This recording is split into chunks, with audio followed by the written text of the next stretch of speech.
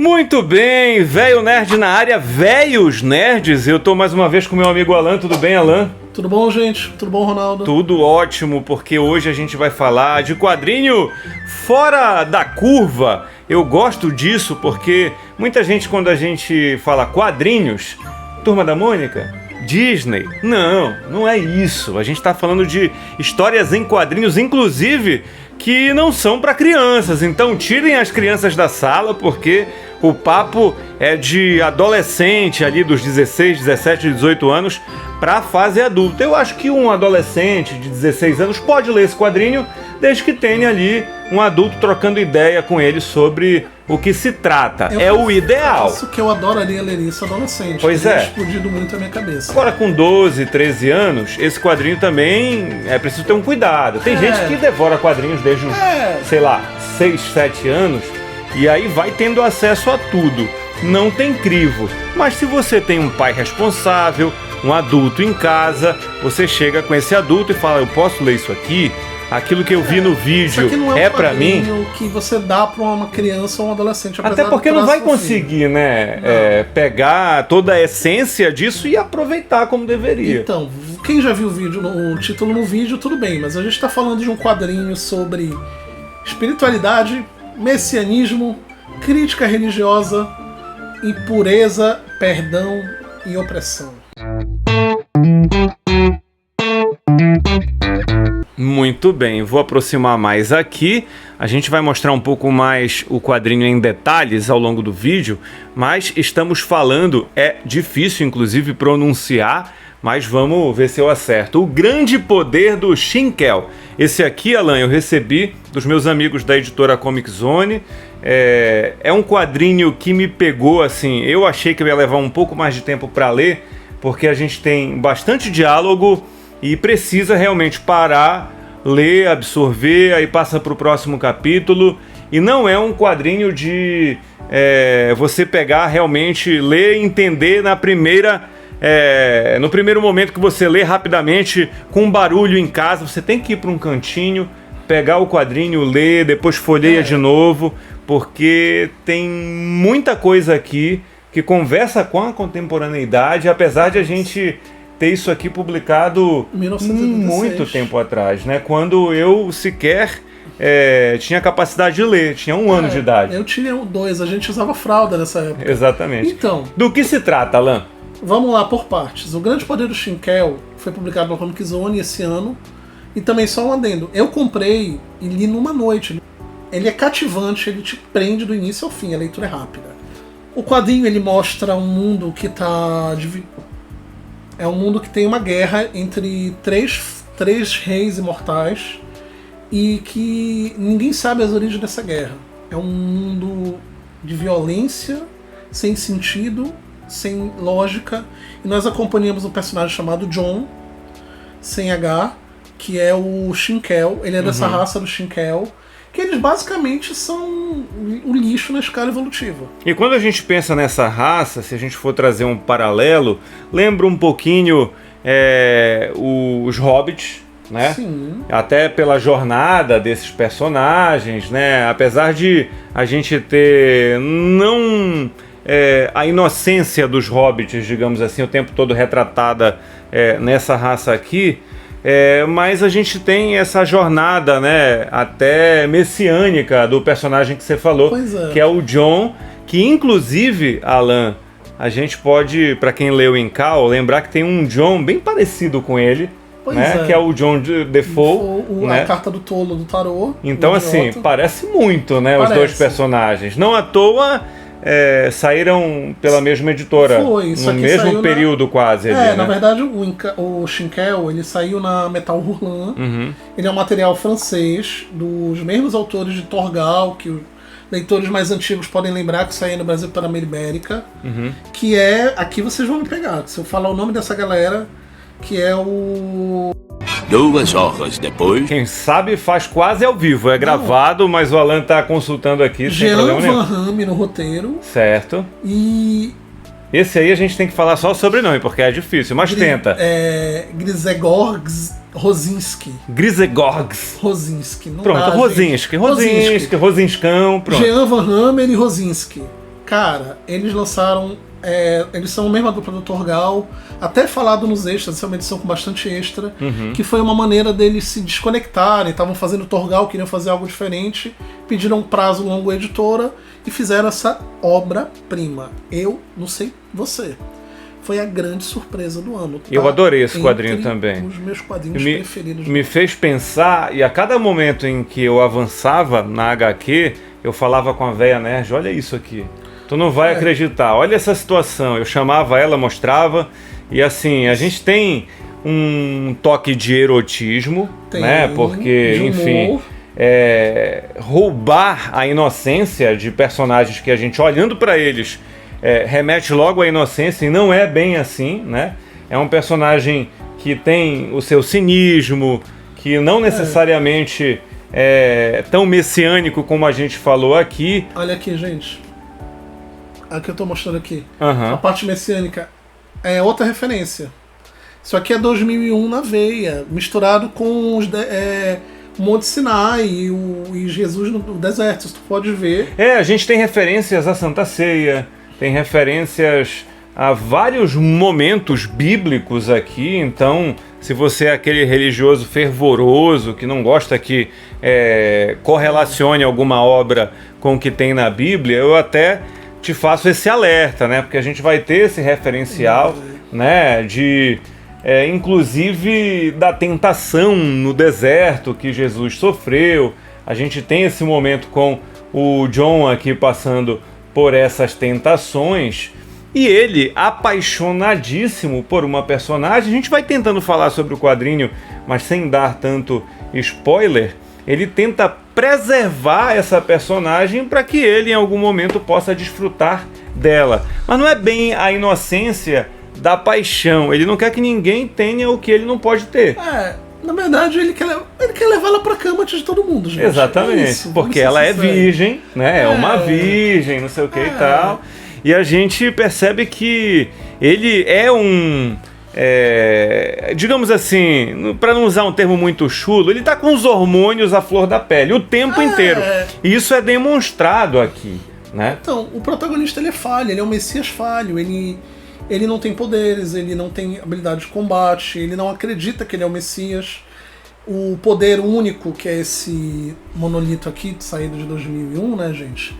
Dá pra ele a tarefa de unificar os reinos em um mês, mais ou menos, que é o ciclo da Lua. Senão o mundo inteiro vai ser destruído. O mais interessante, Alan, pra mim, numa leitura até pode ser superficial, mas foi o que eu acabei recebendo assim de choque, é que é um bobo que tem um poder, né, de persuasão.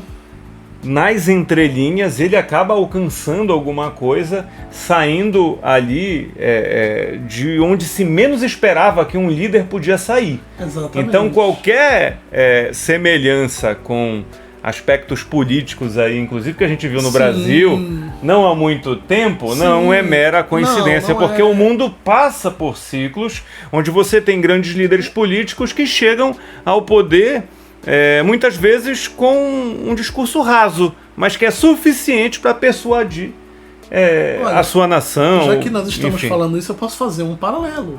Quem for mais antigo, meio velho, né, velho como a gente, ele é quase um Sassamutema também. Que é o Salvador que veio dos pobres. Da novela Salvador da Pátria, né? Exatamente. Então, gente, não tem como não falar que a partir daqui vai ter spoiler daqui a pouco, então fica conta e risco. Mas vamos lá. O mote dessa aventura, como todo Messias, é a jornada espiritual de aceitação ao Messias, e que se revela que o grande poder dele, que ele inventa que tem um poder cósmico, ele faz alguns feitos mágicos, mas tudo explicado que não é ele, é o perdão. Ele tem toda uma mensagem linda quando tu vê no final. Acho que já vamos dar assim. Um pedacinho, final, né? A gente pode falar sem... Não, porque não dá. O final é uma... Não tem como discutir o final. Pra mim é um negócio... tenta falar assim, criando alguma analogia, então, porque assim é surpreendente o final. Se a gente contar, o cara vai querer... Gente, ele é um Messias, ele tem uma trajetória muito parecida com Jesus Cristo. Só que quando tu pensas que há uma recompensa por tudo isso, da maneira como ela é feita, na verdade, gente, isso aqui é uma crítica à religiosidade. Isso aqui é uma crítica a ideia do Salvador. Isso aqui é uma crítica não ao Salvador, não ao Messias em si. Há várias instituições, né, Alan? Não, a Deus, para mim. É uma crítica ao poder supremo. Ao teocentrismo. A divindade. Para mim isso aqui é um tapa na cara que você lê e você fica, o final é um negócio... Cara, ele te dá um nó na garganta, ele te dá um...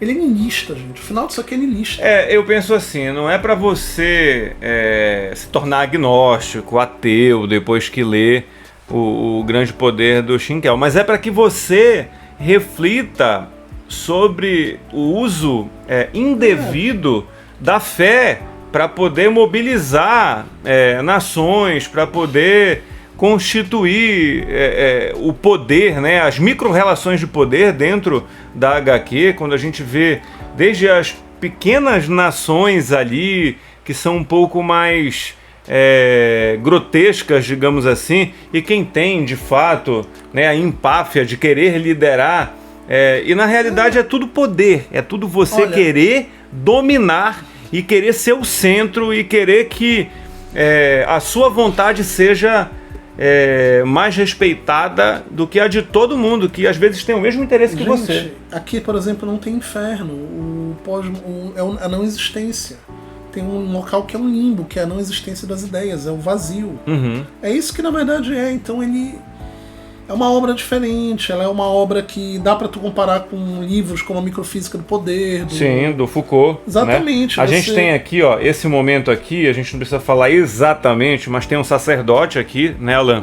E esse sacerdote, ele tá nesse momento do vazio, né? Ele tá dentro do vazio e tem uma porta aqui, ó, no finalzinho. Esses personagens vão até esse sacerdote para poder se entender. Acham até que ele vai fugir do vazio, só que dentro do vazio, Alan, eu acho que ele encontrou a completude. Né? E pra gente que o tempo todo quer isso aqui, quer material, quer muita coisa, quer quadrinhos, quer games, quer o carinho das pessoas, quer, assim, quer, mas não necessariamente sabe dizer o porquê quer as coisas. Qual a razão de eu querer alguma coisa? O vazio é o suficiente. É onde você acaba chegando e entendendo que o que você precisava era de menos para ter mais. É meio doido, meio filosófico. Não, assim, cada um vai ter a sua interpretação, né, Alan? É um quadrinho de 100 e poucas páginas, que não é muito grande, mas que ele é muito profundo. Ele é mais profundo do que muitas outras obras calhamaços que se vendem como quadrinhos adultos, quadrinhos cerebrais. Esse quadrinho aqui ele é de uma crítica que tocou o Ronaldo de uma forma, me tocou de outra. Eu assim, pra falar de obras que conversam com essa, li recentemente também Os Filhos de El Topo, que pra mim tem, de certa forma, pensando em toda essa questão da religiosidade, das relações de poder, conversa muito com esse quadrinho. E o volume 1 do Incal, que, queira ou não, a gente já falou aqui. Ele é um dos melhores lançamentos do ano. A edição da Comic Zone tá linda, tem vários extras com entrevistas, depoimentos, uma mini biografia dos autores. Um extra bem legal, que a gente pode dizer assim que chama muito a atenção, tem a ver com a capa, porque essa capa aqui ficou perdida durante muito tempo, Alan. E aí ela foi encontrada e a Comic Zone teve a sorte, né, de ter esse lançamento agora mais recente, porque conseguiu botar a capa perdida para poder vender essa HQ. Né? Detalhe, originalmente ele saiu em preto e branco. Sim. E aí o autor, ele foi colorido nos anos 2000, eu acho. E aí conseguiram encontrar essa capa, que era um desenho original, usaram na capa do encadernado europeu, da Casterman, se eu não me engano, e é o que está saindo no Brasil agora. E ficou lindo. Eu vi algumas imagens sem cores. Ele é um dos raros quadrinhos que eu acho que, se originalmente saiu preto e branco, quando fica colorido, nem sempre fica tão bom, apesar de eu preferir quadrinhos em cores. Eu li recentemente, por exemplo, Náusea, né? E assim, acho que ele ficaria melhor colorido. Eu fiquei ali meio perdido na leitura em alguns momentos. Eu não sei se é pela tonalidade do quadrinho, que não é aquele PB com um preto mais forte. Ele é mais claro, naquele tom mais pastel. e aí para você ler você fica um pouquinho... Mas eu acho que ele funcionaria assim num PB bem sombreado e tal. Mas assim, eu tô falando assim pra mim, né? Que ele já saiu em PB. Eu gosto muito dessa versão aqui. Acho que ficou melhor, né? Acho que se eu fosse criar o hábito de comparar o tempo inteiro, eu tivesse a versão PB, por ter lido já colorido, eu ia preferir o colorido. Também, talvez se fosse o caminho inverso, eu preferiria o PB. Mas enfim, galera, esse quadrinho aqui, ele já apareceu em promoção recentemente. Foi, eu comprei uma promoção. E vale a pena você colocar no radar, porque se você quer ler alguma coisa fora da curva, realmente, como eu falei, que não é o óbvio, esse quadrinho é para você... Ou para você presentear aquela pessoa que não quer ler algo muito bobo. Que não é tão fã de quadrinhos e vai ler uma coisa muito diferente. Só Exatamente. Gente, isso é muito profundo, isso é pesado. A edição não ela é bem levinha. Mas é um quadrinho profundo. Eu tô até com dificuldade de mostrar aqui algumas coisas, porque a gente tem, como eu falei, o erotismo, mas aqui, por exemplo... Não é pesado, mas tem umas cenas de... O YouTube censuraria. A gente tem aqui, ó, essa disposição também dos quadros, né? Eu acho muito interessante. A arte é muito bonita. Alan, a gente tem...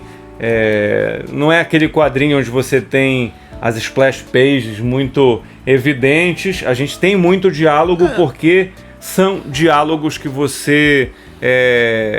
vai carregar. Não são dispositivos. São diálogos que você carrega pra... Caramba, olha o que foi dito aqui. É uma imagem, muitas vezes, que remete a algo bobo, mas com, sabe...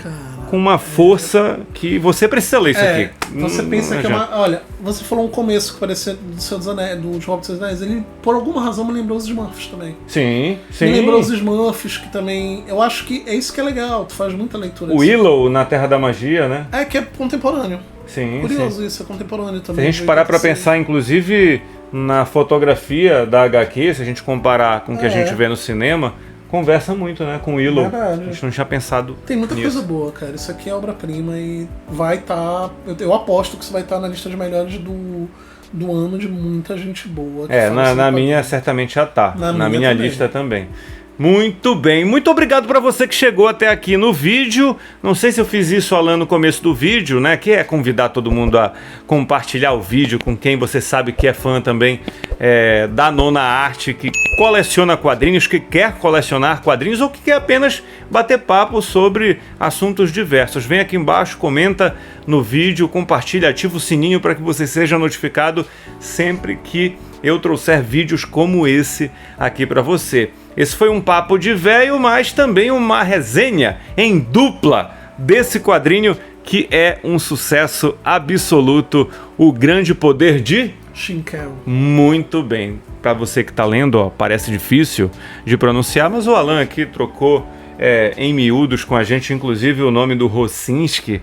Para muita gente que não sabe pronunciar o início aqui, o primeiro nome, eu vou ficar só com Rosinski, com Van Hammer e O Grande Poder do Shinkel. É um livro que você vai ler de novo. É aquele que você pega, não coloca apenas na estante, mas em algum momento você tira e lê novamente. E você indica para alguém ler, você dá de presente ou você faz o que para muitos é uma heresia. Você até empresta. Muito bem, esse aqui eu não empresto não. Muito obrigado, inclusive, a galera da Comic Zone que mandou. O que vocês têm mandado para mim eu tenho guardado com muito carinho aqui, feito as resenhas. E essa eu trouxe meu amigo Alan para poder fazer junto. E foi muito bacana ter vocês por aqui. Até a próxima. Obrigado, Alan, pela tua presença. Fui!